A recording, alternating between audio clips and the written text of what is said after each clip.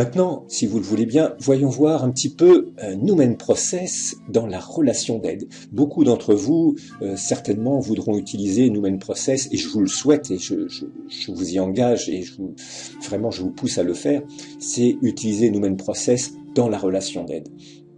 Alors dans votre quotidien bien entendu, mais aussi pour ceux qui veulent vraiment en faire une activité dans la relation d'aide, ou pour les thérapeutes qui veulent l'intégrer dans leur pratique. Alors, pour ceux qui veulent vraiment travailler dans la relation d'aide, c'est-à-dire qui sont prêts à recevoir les gens pour pratiquer Numen Process et pour les aider, soit en tant que coaching, soit simplement dans une aide amicale ou dans un cadre thérapeutique, eh bien, il y a différents points à voir. Ce sont juste quelques conseils, ce ne sont pas des obligations, loin de là, mais ce sont juste quelques conseils sur la pratique en tant que relation d'aide et en tant que thérapeutique. Voilà. Alors, première chose, c'est le lieu de la consultation. Alors, le lieu de la consultation, évidemment, vous allez le consulter là où vous voulez. D'ailleurs, vous savez très bien que vous pouvez consulter n'importe où, dehors, à n'importe quel. Mais si vous avez un lieu de consultation, il est important que celui-ci soit un petit peu adapté, c'est-à-dire première chose que je vous demanderais d'éviter, c'est d'y attacher un décor, ce que j'appelle un décor orienté. Bien entendu, nous avons tous, nos petites préférences. Par exemple, moi, j'ai une préférence pour le bouddhisme, donc j'aurais plutôt tendance à me relationner avec des images ou des concepts bouddhistes. Pour d'autres, ce serait plutôt le christianisme ou l'islam ou le judaïsme ou le jaïnisme, ou tout ce que vous voulez, quoi. Cependant, Numen Process n'est pas ça. Numen Process aime bien avoir un décor pur et simple. Donc évitez tous ces décors orientés, tout simplement également parce que vous allez orienter également la personne avec laquelle vous allez pratiquer Numen Process. Évitez que ces personnes se sentent dirigées vers une forme de pensée, une forme de philosophie. Alors, votre pièce donc doit être neutre. Quand on dit une pièce neutre, eh bien, tout simplement, éviter, comme je vous l'ai dit, des images. J'irais même presque éviter des sons. Éviter de mettre des musiques aussi qui pourraient en fait être très bien perçues par vous-même, mais très mal perçues par la personne avec laquelle vous allez pratiquer. Alors, comment organiser votre session ? Là encore, une petite chose, vous pouvez pratiquer Numen Process en jean ou en robe si vous êtes une femme, ou en jean si vous êtes une femme également, donc peu importe, mais là encore, évitez les tenues orientées, c'est-à-dire celles qui, on va dire, font un petit peu trop, allez, j'ai rien contre le New Age, n'est-ce pas, mais bon, un petit peu cette orientation New Age, voilà quoi. Je pense que vous m'aurez compris.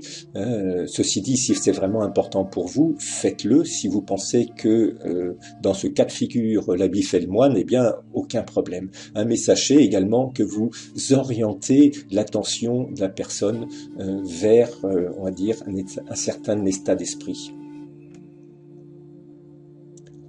Dans l'organisation de votre session, je vous conseille donc un entretien préalable avec la personne, c'est-à-dire prendre le temps de se connaître, de l'écouter. C'est très important parce que la personne va d'abord se relaxer, parler de son problème, de tous les aspects de son problème, de ses croyances, voilà. C'est à ce moment-là qu'il faut essayer de prendre le plus d'informations possible, sans entrer bien entendu dans le jeu de l'explication. N'oubliez pas, vous n'êtes pas là pour expliquer quoi que ce soit ou pour faire un diagnostic dans Numen Process. Le diagnostic est réservé aux thérapeutes. Dans Numen Process, on travaille sans diagnostic parce que justement nous travaillons sur l'ouverture de tous les possibles. Donc pas de relation de cause à effet, simplement écouter, noter les mots, observer la posture de la personne, apprendre à la sentir, à être avec elle. Ensuite, bien souvent, les gens vous demandez, mais c'est quoi, comment ça se passe? Alors, vous pouvez donner des explications, bien entendu, hein, mais il n'est pas question de leur faire un cours sur Numen Process qui pourrait les barber ou qui pourrait faire en sorte qu'ils ne comprennent absolument rien. Donc, donnez quelques explications brèves. Alors, l'une des explications que j'ai moi, ben, c'est, on va dire, c'est un petit peu expliquer aux gens qu'en fait, suivant certaines connaissances en neurosciences, suivant là, eh bien, on s'est aperçu qu'on peut obtenir des résultats lorsque on est capable de recevoir l'information du problème d'une certaine façon, et puis associé à ce problème, en fait, pratiquer une forme, on va dire, quelque part de méditation, et de laisser les choses faire, de façon à ce que l'organisme, lui, trouve une porte ouverte et qu'il puisse s'autogérer. Voilà, voilà une explication relativement brève, cohérente, et qui peut être tout à fait suffisante pour la personne avec laquelle vous allez pratiquer. Ensuite, eh bien, la pratique, vous la connaissez. Donc, vous allez pratiquer Numen Process tel que je vous l'ai enseigné. Alors, ne vous inquiétez pas. Parfois, il faudra 5 ou 10 minutes. Parfois, il faudra le faire plusieurs fois. Donc, ça pourrait aussi prendre que quelques secondes. Donc, dans cette pratique, n'oubliez pas également de prévoir un environnement sécurisant. C'est-à-dire non seulement sécurisant, mais de sécurité. C'est-à-dire que si la personne tombe, prévoyez éventuellement quelque chose pour la recevoir, ou un fauteuil, ou une chaise, ou un lit, ou quoi que ce soit, hein, qui soit là pour recevoir cette personne. Voilà. Ensuite, lorsque vous aurez terminé cette pratique, eh bien, il y a un entretien final. Cet entretien final, il va vous permettre, bien entendu, d'avoir le ressenti de la personne, hein, de visualiser éventuellement directement, par exemple s'il s'agit d'un problème de santé ou de douleur physique, les résultats hein, sur cette fameuse échelle de 1 à 10, et puis également d'avoir le ressenti de cette personne, c'est-à-dire sur ce qu'elle a vu, ce qu'elle pourrait avoir vu, ce qu'elle pourrait avoir compris. Il ne s'agit pas là encore de lui donner des explications, mais simplement qu'elle puisse extérioriser son expérience. Ça, c'est important. Et de l'aider en quelque sorte à passer à l'étape suivante, hein, puisqu'il y a toujours une étape suivante, même si on a traité une épaule qui est douloureuse, par exemple, avec succès, eh bien, il y a toujours cette étape. Sachez que à chaque guérison, il y a un éveil. Et c'est-à-dire expliquer à cette personne que c'est pas fini, hein, tout ça n'est qu'un début et que elle doit rester vigilante dans les heures, les jours, voire les semaines qui suivent, hein, et on va dire d'avoir confiance en son instinct, en son intuition, hein, pour toutes les choses nouvelles qui vont lui arriver. Voilà. Le suivi, eh bien, il est simple. Hein. Soit vous faites 1, 2 ou 3, ou voire 4 sessions, hein, si c'est nécessaire, suivant le résultat, suivant ce que vous obtenez, suivant le ressenti de la personne, suivant son désir de continuer, parce que parfois vous allez avoir un résultat extraordinaire, mais la personne a besoin de continuer, parce qu'elle a besoin d'aller au-delà hein, du premier problème pour lequel elle est venue.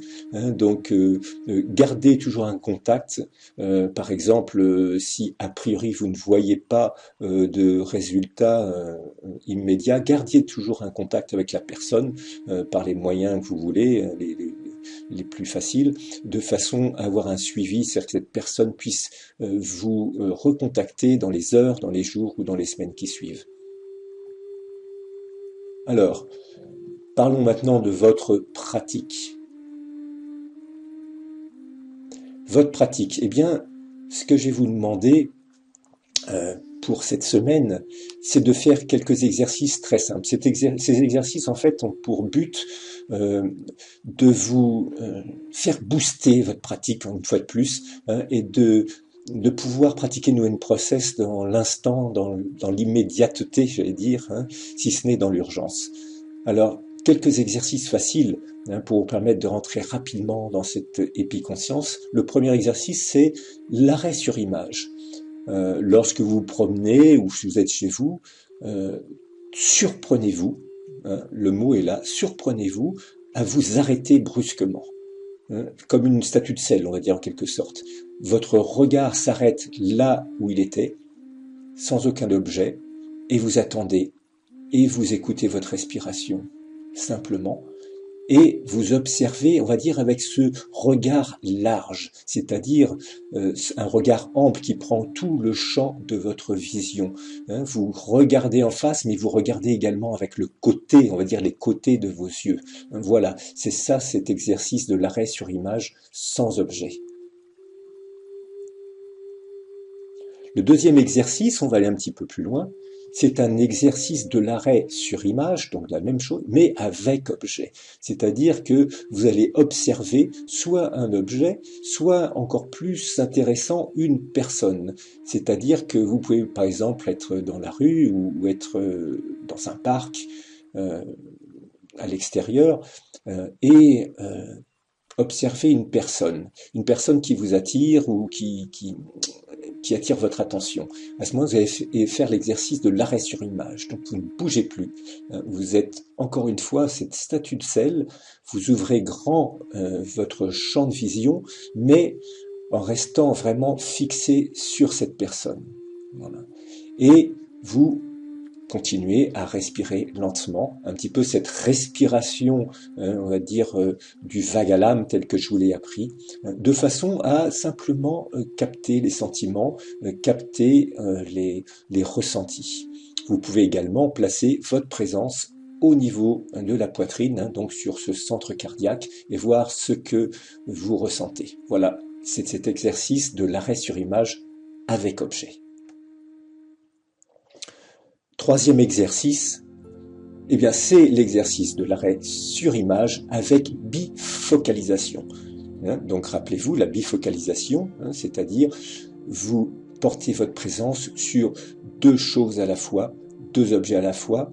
Hein, et par exemple, reprenons, on va dire, l'exemple précédent hein, d'un arrêt sur image sur une personne, eh bien, tout en observant cette personne, vos deux points de bifocalisation vont être votre vision, c'est-à-dire votre vision sur cette personne. Et le deuxième point de bifocalisation peut être simplement toucher une partie de votre corps ou simplement être conscient de votre odorat. Sachez que l'odorat est l'un des sens, si ce n'est le sens le plus proche de l'état méditatif. Souvent on l'oublie et peu de gens en parlent, mais l'odorat est le sens qui est le plus proche des états méditatifs. Donc simplement sentez, j'allais dire oui, sentez votre odorat, hein, l'odeur qui passe, l'humidité, le froid, le chaud, sentez tout en restant en visuel sur ce deuxième point sur la personne. Voilà, là vous êtes automatiquement en épiconscience. Là aussi, analysez sans chercher, ou plutôt non, n'analysez pas, excusez-moi, n'analysez pas, mais observez tous les ressentis hein, qui vont arriver sans les analyser, sans vouloir en faire autre chose que ce qu'ils sont exactement. Hein. Donc analysez tout ça, voilà. Analysez après, bien entendu. Hein. Une fois que vous avez fait tous ces exercices, là, vous pouvez analyser, pouvez détailler les ressentis, le pourquoi du comment. Voilà. Mais pratiquez ces trois exercices, hein, en commençant dans l'ordre, hein, l'exercice de l'arrêt sur image sans objet, l'exercice de l'arrêt sur image avec objet ou une personne, l'exercice de l'arrêt sur image avec bifocalisation. Si vous pratiquez ces trois exercices, vous pouvez les pratiquer, on va dire, à la suite dans une même journée, ou pratiquer plusieurs fois le premier pendant un jour, le deuxième pendant une autre journée, comme vous voulez, comme vous le sentez, et surtout comme ça vous porte, comme vous en ressentez le plaisir. Si vous pratiquez bien ces exercices de 1 minute, hein, ça ne dure pas, même pas 1 minute, eh bien vous allez voir que très vite vous serez capable de rentrer dans cette épiconscience hein, qui est si importante dans l'exercice de Numen Process. Enfin, une autre pratique, une fois que vous avez fait ça, eh bien vous êtes capable en fait de pratiquer ce qu'on appelle le Numen Process éclair. Moi, c'est ce que je pratique de temps en temps dans mon quotidien ou lorsqu'en parlant avec quelqu'un a un problème ou quoi que ce soit. Rappelez-vous que Numen Process éclair, ou Numen Process plus exactement, n'a pas n'est pas une pratique qui requiert l'autorisation de quoi que ce soit, puisque vous ne faites pas pour, vous êtes avec. Donc vous pouvez pratiquer Numen Process si quelqu'un a un problème de santé, un problème d'argent, un problème de ce que vous voulez. Vous n'êtes pas, comme dans certaines pratiques énergétiques, à demander l'accord de qui que ce soit. Vous n'êtes pas à demander l'autorisation. Vous pratiquez Numen Process, vous le pratiquez pour vous, mais avec un propos particulier. Voilà. Donc la pratique de Numen Process est claire, c'est une pratique très rapide, c'est-à-dire que vous allez tout de suite vous mettre en arrêt, on va dire, sur image avec bifocalisation, mais vous allez mettre tout de suite ce mot-clé ou ce symbole-clé qui va vous apparaître par rapport au propos. Donc c'est pareil, le propos, c'est un propos éclair, c'est-à-dire c'est dans l'instant, vous voyez par exemple une dispute, peut-être que le mot qui va venir c'est violence ou attaque ou colère, voilà. Et vous allez pratiquer tout de suite Numen Process en vous positionnant dans cet arrêt sur l'image avec bifocalisation. Votre respiration, cette respiration du vague à l'âme, la pratique on va dire des trois principes de Numen Process, avec la cohérence cérébro-cardio-intestinale et l'intégration cognitive. Mais tout ça, on va dire, comme réunis en un seul élément, puisque vous connaissez tout ça maintenant. Vous n'avez même plus besoin d'y aller pas à pas, c'est de réunir tout ça en un même point, en un même moment, dans ce moment présent, au moment où vous faites l'expérience de cet événement avec lequel vous avez envie de pratiquer Numen Process éclair. Voilà. Pour Numen Process éclair, c'est, on va dire, entre 10 et 30 secondes. Et puis, un autre aspect de la pratique, eh bien, vous pouvez pratiquer un Numen Process à distance. Vous avez bien vu que dans toutes ces leçons, vous avez bien compris que Numen Process est le processus lumineux qui comprend donc deux faces, cette expérience lumineuse et puis ensuite cette expression lumineuse. Et bien, cette expression lumineuse est une évolution, on va dire, un déploiement, plus exactement, un déploiement dans l'espace-temps d'un propos qui va être traité dans un univers qui est le Numen, qui lui n'est ni dans l'espace ni dans le temps. Et donc ce développement, rappelez-vous un petit peu cette première leçon du premier module où je vous ai parlé de ce verre en 3 dimensions qui va s'imbiber, s'imprégner et passer à travers de cette feuille en 2 dimensions.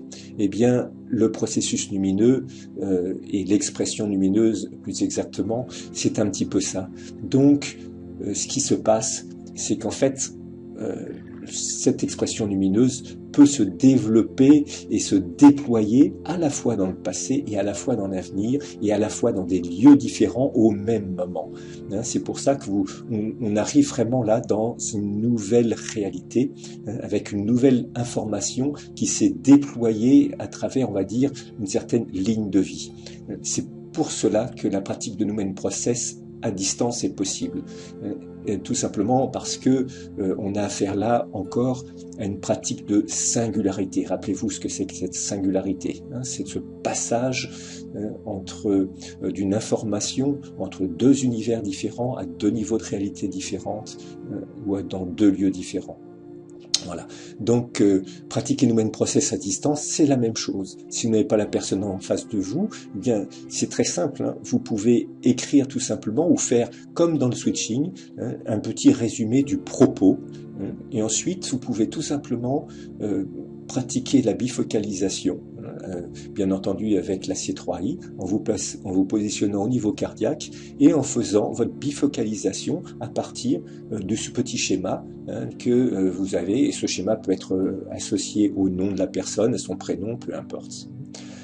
Sachez que de toute façon, vous n'avez pas besoin d'ajouter énormément d'informations, de localisation, parce que de toute façon, vous savez, si la personne vous dit, bah voilà, je suis à Paris, ou je suis ici, ou voilà, c'est largement suffisant, puisque le noumen, lui, n'a pas besoin plus d'informations, puisque ce noumen est également là où se trouve la personne pour laquelle vous voulez pratiquer noumen process. Donc pratiquer noumen process à distance, c'est vraiment très surprenant, hein, c'est vraiment très très agréable, c'est rigolo, puisqu'on peut avoir des résultats un peu magiques, hein, quelque part.